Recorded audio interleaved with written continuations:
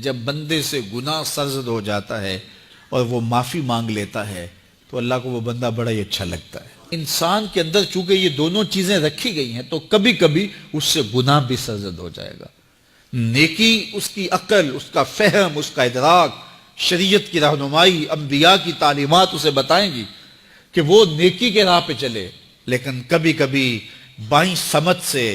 جو خواہشات اور آرزو ہے وہ بھی اس کو گھیر لیں گی اور اچانک اس سے کبھی کوئی گناہ بھی ہو جائے گا۔ اور اگر اچانک اس سے کبھی گناہ ہو گیا، کبھی آنکھ بھٹک گئی، کبھی خیال بہک گئے، کبھی سوچ میں آوارگی آ گئی، کبھی زبان نے میلا لفظ بول دیا، تو پھر کیا ہے کہ پھر فوری معافی مانگ لے۔ مومن جب گناہ کرتا ہے تو ایسی کیفیت ہوتی ہے جیسے ابھی احد پہاڑ تلے آ گیا ہے، اگر اس نے توبہ نہ کی تو کچل دیا جائے گا۔ اللہ اکبر، تو پھر فوری معافی مانگتا ہے تو یہ اللہ کو بڑا ہی اچھا لگتا ہے۔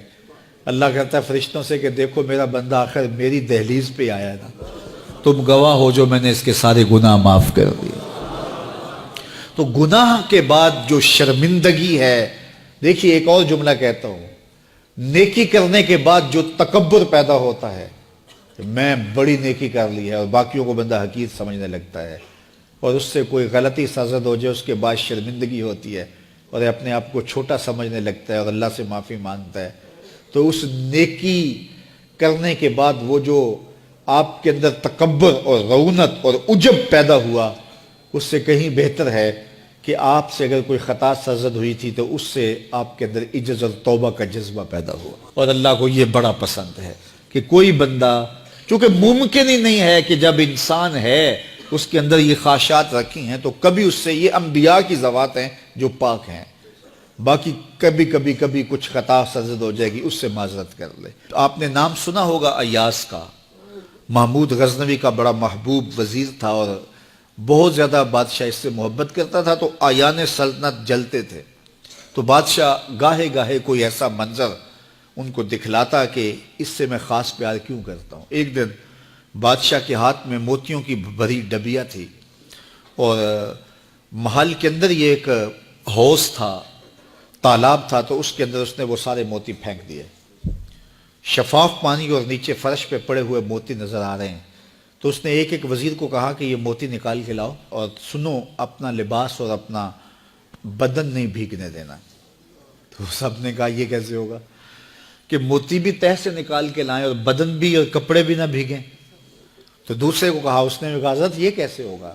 یہ شرط ہٹائیں تو پھر میں نکال کے لاؤں۔ جب بات آئی ایاز کی تو ایاز نے فوراً چھلانگ لگا دی، موتی پکڑے، ڈھونڈے، ہتھیلی میں لیے اور کانپتے ہوئے بدن کے ساتھ بادشاہ کے سامنے پیش ہوا۔ حضور یہ لے لیجئے۔ بادشاہ غصے میں تھا کہ میں نے کہا تھا لباس اور کپڑے بھیگنے نہیں چاہیے، تیرے بدن سے پانی نچڑ رہا ہے، تیرے لباس سے پانی نچڑ رہا ہے، یہ کیا؟ تو ایاز نے ہاتھ باندھ کے کہا، بادشاہ سلامت، آپ کے دو حکم تھے، ایک حکم یہ تھا کہ موتی نکال کے لانے ہیں، دوسرا حکم یہ تھا کہ کپڑے اور بدن بھیگنا نہیں چاہیے۔ ایک کام میں نے کر دیا ہے، دوسری غلطی ہو گئی ہے، معافی چاہتا ہوں۔ تو کہا وزیرو یہ ہے خوبی اس کی، تم نے کہا ہم کیسے نکال کے لائیں،